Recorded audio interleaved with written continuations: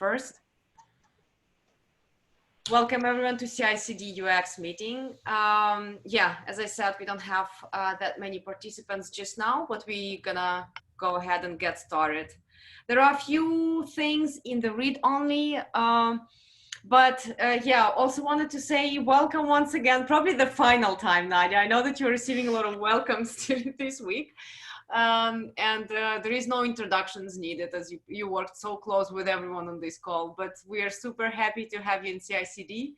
Woo, officially, I'm happy to have such a big team. I'm like super excited. And yeah, I don't know, Nadia, if you want to say something, or I know that we didn't agree on this before, but yeah, thanks for the welcome. Yeah, I'm also super excited, and especially for the past couple of days, I've been learning more about CI, and now I'm even more excited.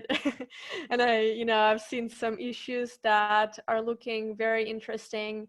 And yeah, I already know pretty much everyone on the team, and I think everyone is awesome. So I'm just really excited to join this family. Cool. I've seen some of the results of your going over the stage groups and like the functionality. Some of the bugs are there, and like thanks for pointing those out. This is really important. Sure. Cool. All right. There is a couple of times off that are upcoming. Yeah, Dimitri, yours is also missing. So actually, beginning of September, we're gonna be really small, at small capacity. I know that we're gonna be like backing up each other on the right and left. So thanks for all of the backups and people who agreed to cover for the teammates. Okay, so yeah, usually we just go over the items if there is any announcements like to make or anything interesting to share around this like themes that we have defined in the document. And the first theme is usually the stage group. And yeah, I don't see anything added, but let me ask everyone, is there is anything, I don't know, special that happened, maybe something that you're proud in your stage group or something that you learned interesting that you want to share, or we can just move on?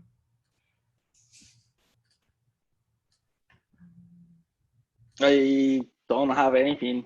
I mean, I learned interesting things, but not anything that it's remarkable this week. I think we can move into the next one. Awesome. Well then, Juan, is yours on the line? Yeah. So yeah, I just wanted to talk about these, which, by the way, Nadia, you already kind of like solved this, like provided a solution or like a guidance on this on Slack. I put the link there, but I still wanted to discuss it. So recently I went through the backlog of issues in Runner, and there were some issues that had the UX depth label. Now, as you guys know, the UX depth label is kind of like the definition is like now more precise than it was before. And during that precision, then I realized that most of those issues that had the UX depth label were not UX depth. In fact, they were just, probably things that require enhancement of the UX, but not something that was intentionally decided in the process of creating that particular user experience. So I was thinking that there must be something else to classify those. And Nadia said that we could use the feature enhancement, that scope label. And after reading that one, it seems that that's the right one, but I just want to make sure that that's what we want to do when it comes to that type of a thing, So basically it's when you go and you look at a feature and the feature has a poor UX, but it precedes you and it felt like no one actually took like conscious UX decisions about it, and there's plenty of those because GitLab has legacy UI, it has legacy features or the very old features that like still show up on the UX on the UI. So that's the case for Runner, right? Like in Runner, they are mostly things that we need to enhance, fix, but they are not really things that were intentionally created to be fixed later, So yeah, I just want to hear people's thoughts on that. Does that make sense? Do we need something else to label those type of issues? Are we missing some other label, maybe within the existing set of labels? I was wondering, Juan, are you applying severity labels to those issues, or in any way kind of giving one issue or one problem and measuring it relatively to the others? I'm not doing that, but that's a great point, because there's definitely things that are way more gruesome than others. Like especially in runner, there are things that don't make sense at all, and those issues are created. But I think there's no way for me to signal my PM, for example, hey, this is very bad UX and we should prioritize that. So I see where you're coming from, but yeah, I don't know if we have a mechanism for that right now. Well, this is exactly severity, I guess, right, Dimitri? I guess you're also trying to point the same point, to signal the importance and the speed of the need to fix that is exactly the severity label. But my understanding is severity goes with the bug label, right? Like they're kind of like back-to-back type of labels. So that's the thing. So in the last couple of months, I've been involved in the process of getting UX depth triaged similarly to bugs. And as far as I know, currently, Christy is involved in this as well. And we are, I believe we are at the state, and please add to this if you know more than I, but we are in the process of perhaps removing UX depth and only relying on bugs with severity, and then UX bugs more specifically. But in the past couple of months, I've kind of get us on the track where UX depth is triaged similarly to bugs already, and that it is standard process for those to receive severity labels and then priority labels by the product manager to indicate any immediacy to fix them. What I actually see in this page that I placed there, and this is a very good point that you're highlighting, Juan, but like I see the UX label in there. Like, so for the severity labels, we are putting those on the presence of other labels like availability, performance, security, and UX. Okay. And well, yeah, that's what's written in handbook. Your word is valid, I would say, Juan, I'm not sure, but that would make sense, especially if we would have this feature enhancement label. I mean, there are different enhancement priorities could be out there if we are talking about the user experience. So I would actually see that being a very good combination to be used with the severity. But maybe this is something that we want to clarify. I mean, yeah, you can weight it other ways, but I'm curious about what Dimitri said, because I also have seen Christy vouching a lot for this, the idea of like doing like the combo of UX plus bug, and that still confuses me a lot, because for me a bug is a bug, you know. It's like it really has like it's a wrong behavior, like one input creates the wrong output, you know. But if you go to something like the issues that we have on runner, like for example, the table on the table where we list the runner, the available runners, that table is not very usable, very undiscoverable, poor affordances, poor learnability. I mean, like all the common issues that you have on like UX. I don't feel that adding the bug label to that makes sense at all, you know. It's not a bug. The table works. The table is just bad from my UX perspective, right? So I will probably add the feature enhancement label, but now that I had the feature enhancement label and the UX label, now how do I signal that to the PM? So you're saying that I can actually add the severity. That's what you're saying, Nadia, right? That I can add the severity without needing to add the bug label. I'm proposing that, and actually what I'm going to do after this meeting, I'm going to go and like check that with Christy. Okay.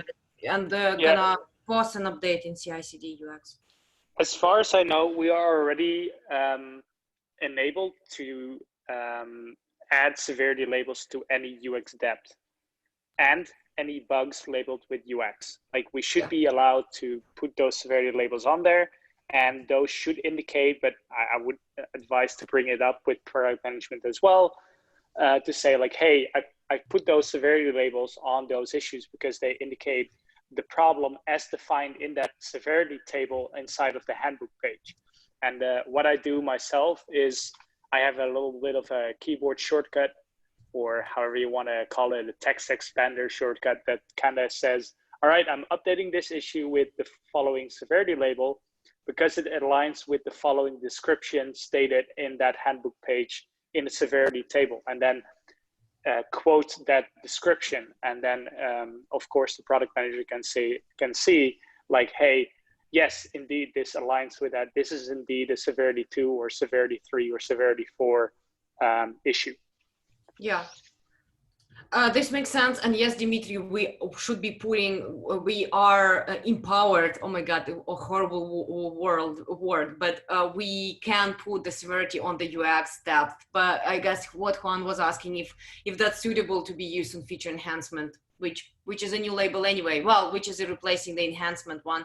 But I'll clarify that, figure it out, and come back with an answer. Yeah, that's exactly my question, because I'm not gonna go and say that something is a bug if it's not a bug, you know, like that's the reality is that like not everything is a bug, unless we really are gonna go down that route of saying like, oh, UX plus bug means poor UX, which I think it's wrong. So in that case, would you say, when would you apply like enhancement versus UX depth? Like, where would you put the line, and why should there be a line? Well, again, that's the discussion that we had in that issue. And yeah, Juan, if you want to vocalize, I think you also mentioned. Well, yeah, so like UX depth is like, let's say in the past, so all the runner UX precedes me. So like, this is a perfect example. Let's say that I actually was the one who designed those tables in the runner UX, right? And then I went there and I was talking with Darren and I said like, you know, we're not gonna make it for this milestone, and in the nature of like, for the sake of MVC and everything, let's just cut the speed of the piece of the UX. It's gonna look, the UX is gonna be worse, but we will come back to it later and we will fix it, right? So at that point, that becomes UX depth. It's like you intentionally incur on depth, you know, you intentionally say like, oh, this thing is gonna become depth because we're intentionally degrading the experience, and we're gonna pay that depth later. That's one thing. The other thing is like, for some reason, like there's some UX in GitLab that is just poor, you know, for whatever reasons. Maybe the UX designer that designed it like didn't have all the tools to like make like a very wholesome experience for that. Maybe it was designed by a front-end developer and engineer. We have plenty of those. Maybe it was just designed by the product manager. We also have plenty of those. Maybe it's just something that comes from the times of Dimitri and Sid putting together these things, you know, like we definitely have that type of stuff. So what do we do with those, right? Like those are not UX depth because like they were not intentionally decided to be depth that we're gonna incur on and then pay later, right? So when you see those, it's like, oh, we gotta enhance the UX of this because it's poor UX. So that's when you apply the feature enhancement label, and that's. Yeah, I see what you mean. On the other hand, I am gonna say as well, like I would be confused by that terminology because feature enhancement seems like, okay, we're gonna improve this. Like improve it how? Like anything that is gonna change it is probably gonna be an improvement. On the other hand, I know I don't want to extend this discussion too much further, but like I originally thought of like as the description you said as something like, oh, that is pre-existing UX depth, if you know what I mean. Yeah, but I have thought about that. Yeah, totally. But like the problem is that like I have no criteria or information or signals that allow me to tell that was depth in the past. So like that was something that was taught as UX depth, you know. So my process was like, it's poor UX, but I'm not gonna assume that it's UX depth. So I'm just gonna remove. maybe it's the wrong approach, but what I did is I just start with a clean slate, and we will see what happens Yeah. with that approach. You know what? Now when I'm listening to that, and again, probably I want to finish this discussion here, so we move on. But when you started describing this one, I'm actually was thinking, how is it different from the UX bug? Because this is actually how we also, like when we unintentionally add something, it's like it's a UX bug at the end as well. So hey, here we're going in this spine of discussion of the labels. So let me take an action item here. Let me try to, well, or find a way, maybe we actually have to continue that issue, Dimitri, that you started, that's now assigned to Valerie. Maybe that's a good place to discuss this. Like, help us to understand the difference between these three.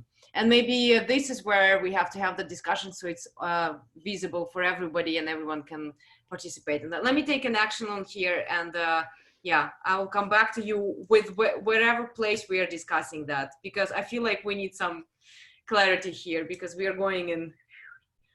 We totally are going in circles here. All right, I'm moving on. And just what this is a heads up, and I know that this is something that was of interest of Vitika, Rayana, and Dimitri.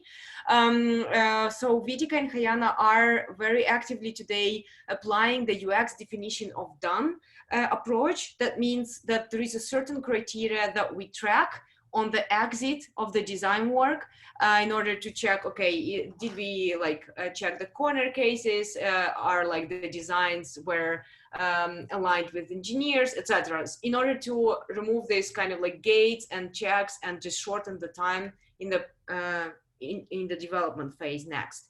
I know that there was pluses and minuses there. And we all wanted to learn from each other in order to see if we need to add that in the other stage groups. So here is the issue to discuss that. I'm actively looking for feedback from Rayana and Vitika, and the rest, please feel free to participate. Nadia, I'm not sure if you have used something like that in APM, in Monitor, in Configure and Monitor team. No, yeah. not that I know of, but I had a look and it really caught my attention because it seems like something that would have helped my PM and I. Okay. Well, feel free to leave there, you know, any comments. Yeah, because yeah, I think this could be a really good discussion for us. I know that someone of us really wanted that. Anybody has anything to add on this topic? I'll chime in. Sorry. No, I was just gonna say that I was gonna go into the issue and leave my comments later. I was gonna note something totally unrelated, but I saw new and NS, and I was like, why are they writing that? But now it dawned on me. So slow. Yeah, hey, we have two Nadias, which is super weird. Like, I never in my career I had that issue, but hey, it's a nice one to have. Yeah. Maybe one day we'll figure out some system so it doesn't get confusing. Yeah. I am not a big fan of NU and NS. NS, actually, that's the train system in the Netherlands, so that sounds really... But hey, I don't have any other solution for now. If anybody knows a better way. Well, my issue is worse. Like when people are talking in a meeting and they say like they're talking about something and they say, oh, there was this one thing, and I hear one, like the number, I feel that they're talking about me. So that's why like with many of my teams, what I tell them is like, call me JJ. So like many times you're gonna hear people referring to me as JJ, like mostly with the other teams, not so much with the people here. But yeah, I also go by JJ if you are wondering. I didn't know that. It's Nice. good to know. Funny. Alrighty, we are over to the cross-stage section, and that's the part. So I don't see Rayana, so let me vocalize that. So Rayana is doing quite some nice progress on the settings, GitLab settings, user experience initiative. So what we are trying to figure out, probably many of you remember that not owned group of the functionality in GitLab where, yeah, we just didn't have any stage group that was like taking care of it. Settings is still one of those. I know that navigation was assigned and there was another one which was also assigned, and settings UX is still kind of like floating out there. But Rayana and myself are trying to take care of it for now. And I know that there are still discussions happening about assigning that to some of the groups. While that is still being figured out, Rayana is making the one-on-one calls with different product designers in different stages in order to understand, in order to explain what are we doing there, and understand maybe there are some initiatives, some ideas, or maybe there are some plans. Like I know in package there have been some plans to adjust the navigation. I know, I think in some other stages. So Rayana is going and collecting that. All of the information, if you're curious to check that out, is here. There is also a YouTube video where a video playlist where Rayana adds all of the sessions. If anybody has anything to add, please get in touch with Rayana, because this is something that we are very actively going through right now. Anything else about cross stage? Who else is involved into any cross stage stuff? Any help needed? Not much. There's one thing I'm working with Rayana for release management / progressive delivery. It is the 3-year vision, and I set up a meeting with Rayana for tomorrow. We'll see if we can do it there. But my time of office, out of office, will conflict with that time frame. So we'll see from there. Otherwise than that, I think it's a pretty good idea, pretty nice idea to create a 3-year vision and mock up. I've done this in the past with Mark Punsak, and I always like the results coming out of it. Tori and Pedro have worked with that as well. So we'll see what's going to come out of this, but we'll see if the timeline still makes sense as is.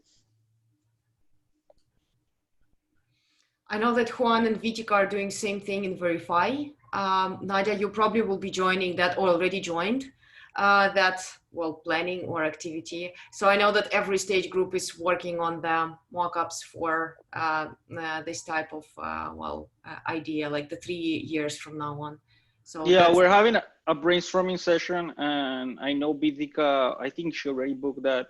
She probably already add me and Nadia S. Yep. NS.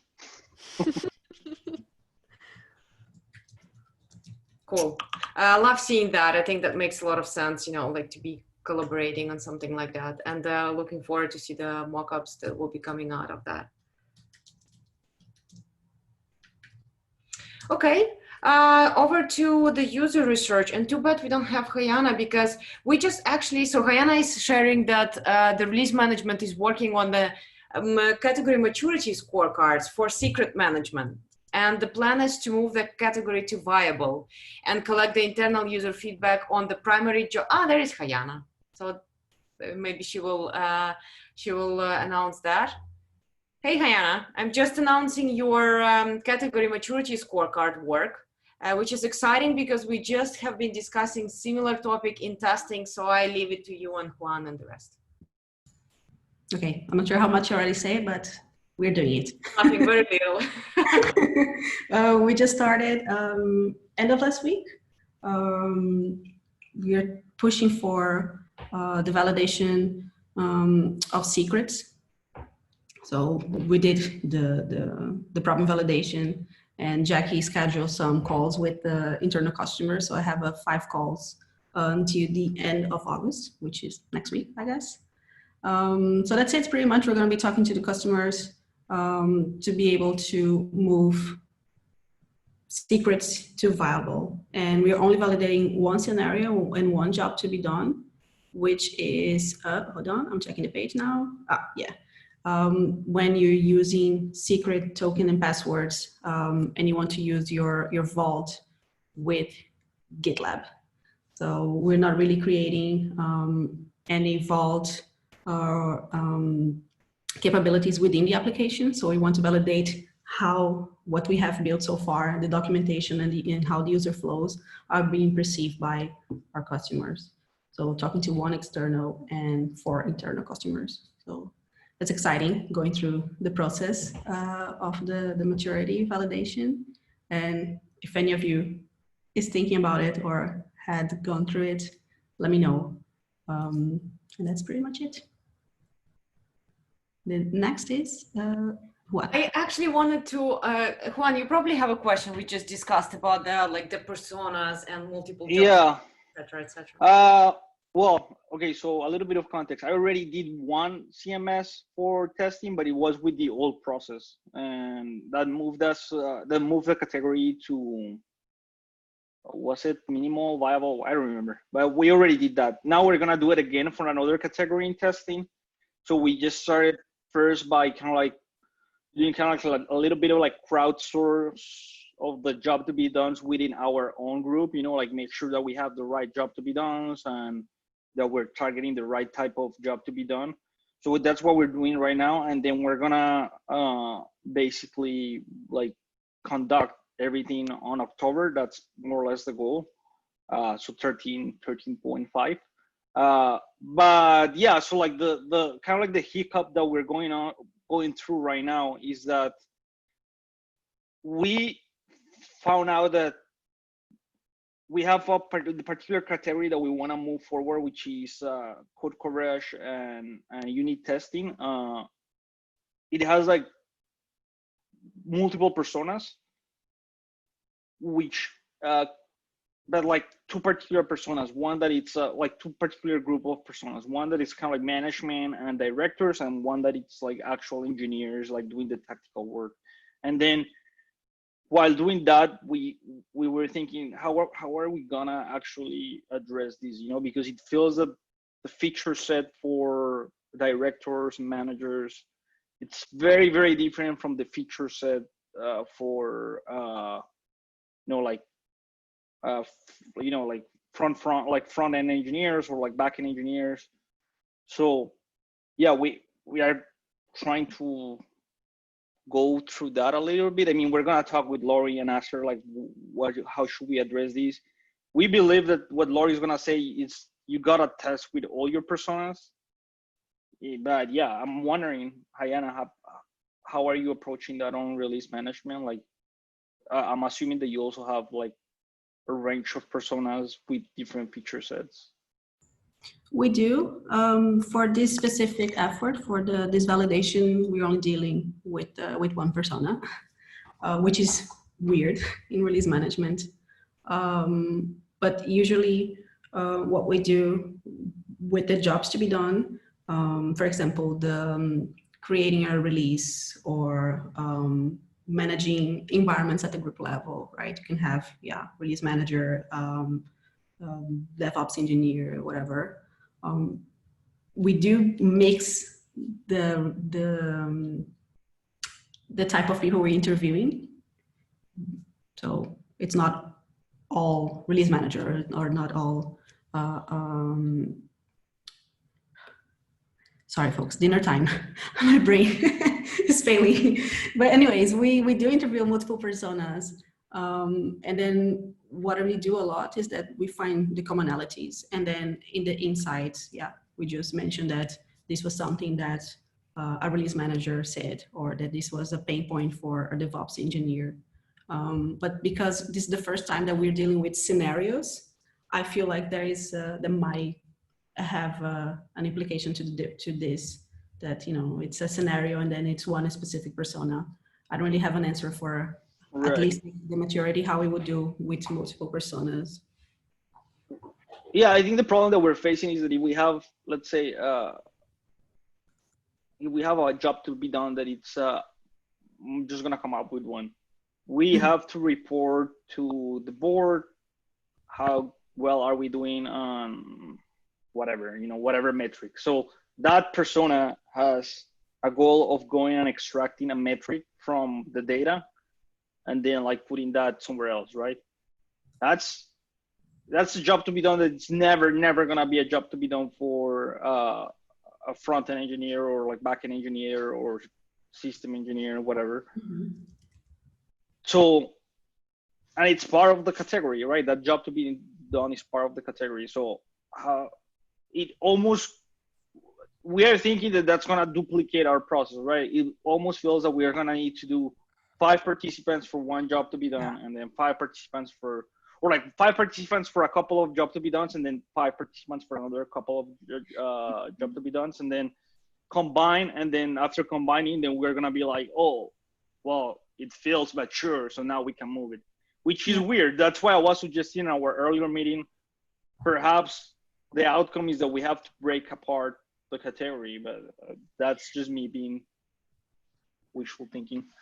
To be honest, when I don't think we should worry that much about personas when we are validating these things, because the jobs to be done are persona agnostic, right? They're product agnostic. They don't talk about GitLab. They talk about, I have this task and I have this job and I want to solve this problem in this situation. So if you identify, that's at least what we do. When you identify that the customers or intern, external, the users that have this problem, then they are your personas.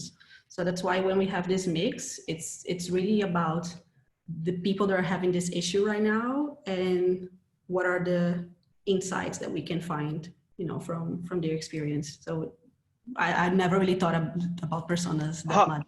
How many job to be done are you doing for this?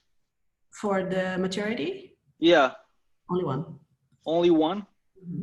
I think that's the problem, is that we have like a couple or maybe two, like three. And I don't know if that's good or not. This is what the CMS process is about. You can just validate one job to be done at a time, if I'm not mistaken. Yeah. Well, and then you have multiple scenarios. You have one job to be done, but then, for example, you want to validate how people create releases from API, but also from the UI. It's the same job to be done. You want to create a release, but your category is composed of multiple job to be done, right? Mm-hmm. So how can you mature a category just by testing one? You know, like the other two are not gonna be tested. So like, I know I'm being super rhetoric like here. It's just like, it doesn't make sense to me that like you're able to mature a category just by testing one, and then, oh, we test one, the other two are not tested, but like, let's mature it, you know? Yeah, but I'll tell you what, it's because we're moving to viable. So we're really going to the first point. Got it, okay. So we need to score, I guess that makes sense. 3.5 points in the table. Yeah. So for us, we are only validating one job to be done because we only build one thing. So, okay. I think that makes sense. I'll talk with Lori anyway to see, and like basically say the same thing. And whenever I have more clarity, I'll bring this information back to the team so you guys know what I found out.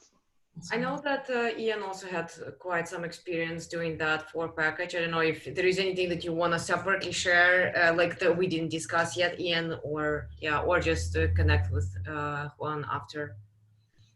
For some the only thing I would really add is similar to, I think, what Rayana was saying, was when we did a category maturity scorecard for moving to viable, it really was like, we have one thing that we're trying to accomplish, and if we can accomplish that thing, it's a viable solution. And when we moved the package registry, which moved out to a higher category level, we had to test multiple jobs because they became more relevant. It was viable because it accomplished what the developers need, but it is the next stage for being able to do the engineering thing and also accommodate system administration for the things that they needed. And so we just had to test more. And so it felt like we had to run multiple tests for each of the jobs to validate that category. Because similar, at least what I think you're saying, in that it's not a mature product if we can only do the one persona job, or the job that satisfies one persona. Like, it needs to do more than that. So we just had to test more. I don't know if that's helpful, but yeah, no, that's helpful. I mean, like, if that's what we gotta do for our particular. By the way, I'm not saying, Rayana, that you have to do this. Like, the release management is one thing, and the testing is another thing. I'm saying if that's what we gotta do for testing, like in this particular category, then I guess that's what we're gonna do. You know, I mean, I just want to make sure that we're not doing like duplicated work, or we are just not following the process as it was designed. And I think for us specifically, when we look at the opportunity campuses and we look at the what we have to deliver first, which was the integration with the HashiCorp and GitLab, it makes sense that we are validating that one job to be done, right? It came from the research, came from the interviews, the insights. So it's not that yeah, we just chose a job to be done and now let's validate it. It is indeed the one that we have right now, but it's also the one that is the most relevant to the users. And I think you can have multiple scenarios and you can have more questions. I'm not sure how other designers are doing and I've seen it for, I think the navigation, or there's something on Dovetail where there's a lot of interviews. Yes, Pedro shared it yesterday in the UX call. And I didn't really look at all the video, but I wonder how much complexity do we need to validate these things? Because when I created a Dovetail project and I just put, these are the questions that I have to ask, these are the things that I need to evaluate from the users, I think the process should be very small and easy, because once you get those scores, that's it, you have the validation.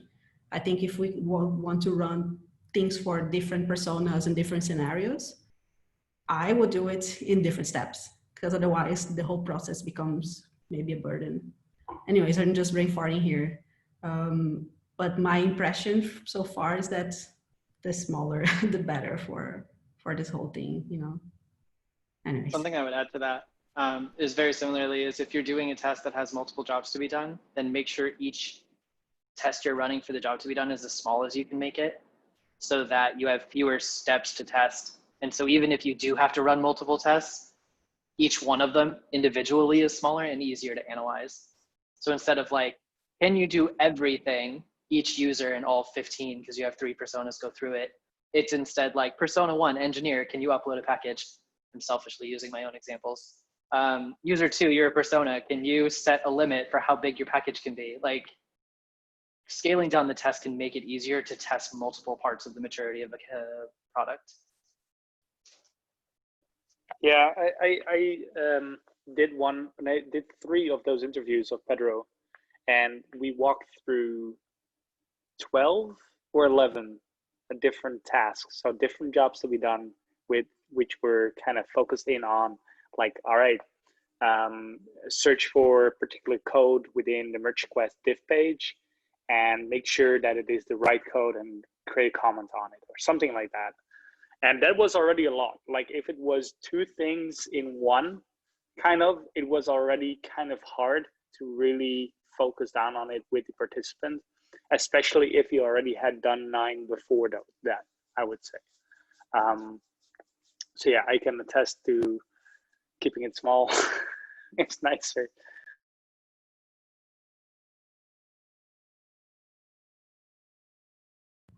Awesome. Well, thanks all for such useful insights. It's really interesting to hear the experiences of the people who went through that, because like I can see it's like, yeah, it's a little bit of an experimentation every time, but good tips for sure. So thanks for sharing that. Ian, you have a whole bunch of people who you can, Juan, you have a whole bunch of people who you can reach out to if needed. So you choose and select. Yeah, for sure. I mean, I think like it's, I'll figure it out as I keep moving forward for sure. Cool. All right. Yeah, because, well, the next item, Ian, Ian, what am I always saying? Juan, I put your CMS for testing as well there, because we have been discussing it, but we just talked about quite a lot. Dimitri, you want to vocalize yours? It's more of the same.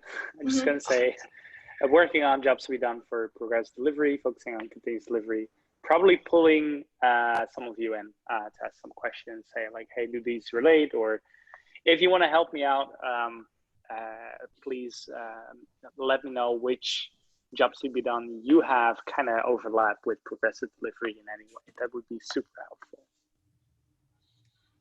Seems like quite a lot of us are busy with category maturity scorecards right now. So that's interesting to see. Cool. All right. Well, looking also at the time, I don't know if we have went through all of the items. There is a team retro that we're usually doing around 19th. Don't want to take too much time for that unless we have something special to discuss. Just let me ask this question and pause here. Does anybody has anything like good to share, maybe that you have already added to the retrospective, or something that didn't go really well on your team during the previous milestone and that you want to discuss that? right now using these 10 minutes?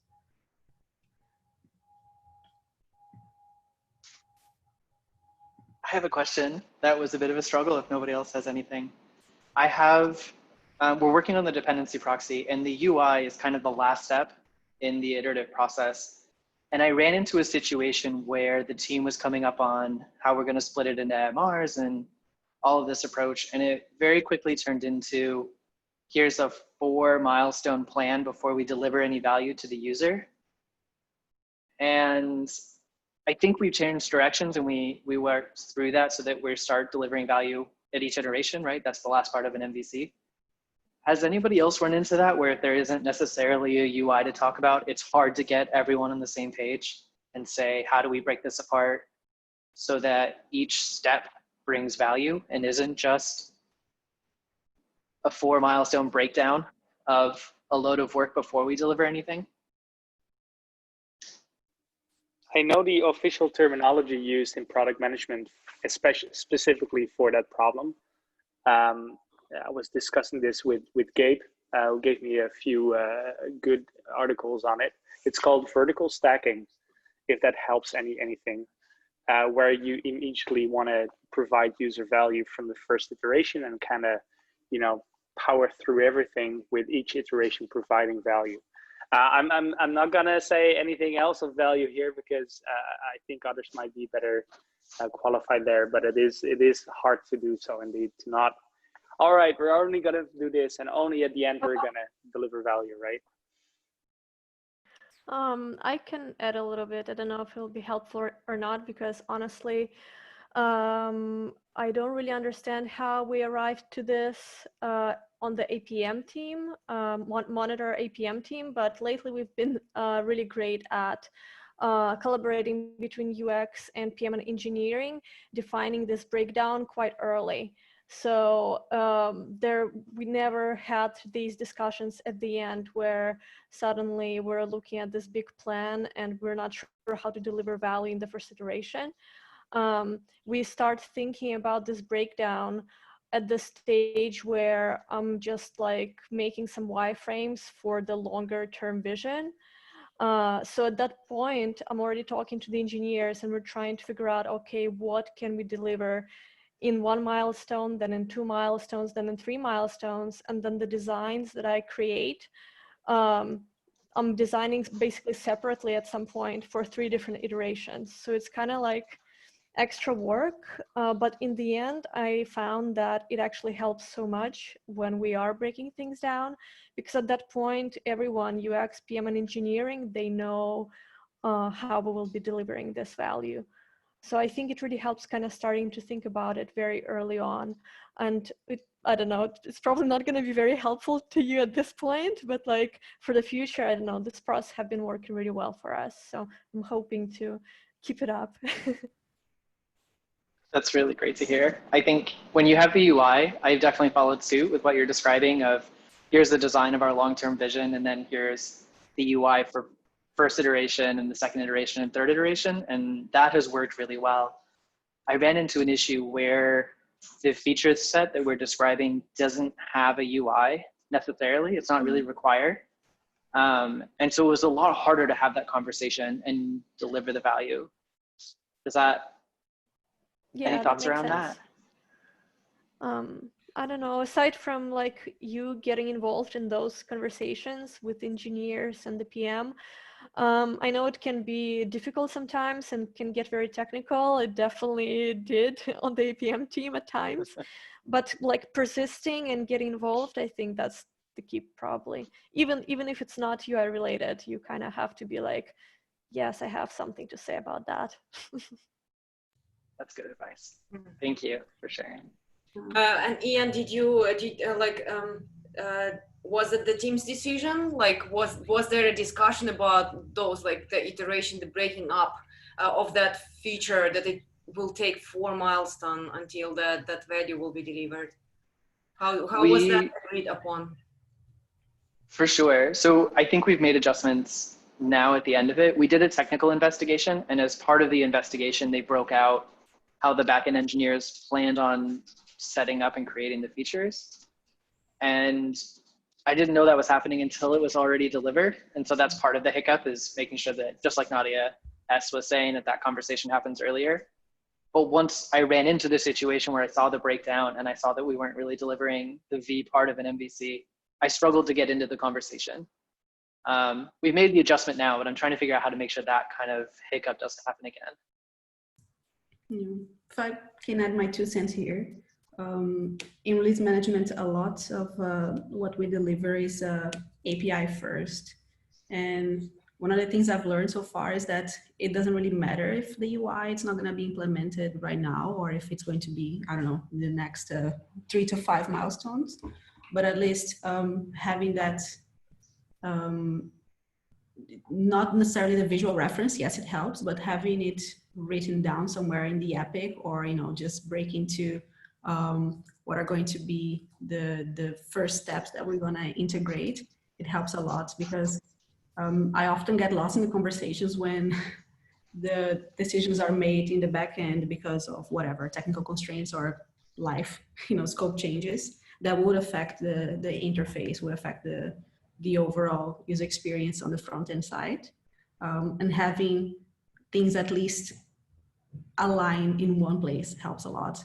So I know that in your case, it already happened and you're trying to catch up. But I'm going to give an example. Let me drop here in the chat. Deploy freezes. I presented this a while ago, but then we started with everything on the API first, but we were already having the Think Big sessions, and you know, Ian, how those go. Discussions about the UI, even though we're not ready yet to have advanced deploy freezes. But with us is that we document everything. So there are things that are not scheduled, and I'm not even looking at these items right now, but we do have the bigger picture, the UI, everything broken down. I know it's not really the case, but maybe, yeah, if you want to play catch up, try to put things in a place so that they can critique, and then you can point to the V, you know, in the proposals. That's a good call out. Thank you for sharing that. I'll take a look. Good points, definitely. Thanks all for sharing. Yeah, and definitely, Rayana, I like the way I see that you are using that approach in multiple issues. That's, I think, really helpful indeed to have something documented out there. So thanks for sharing that. All right, I think we're almost at the end of the time. Just like final call out for anybody forgetting to say anything else or mentioning something else. Otherwise, I wish everyone a nice evening, day, week, and yeah, we catch up soon, I guess. Thanks all.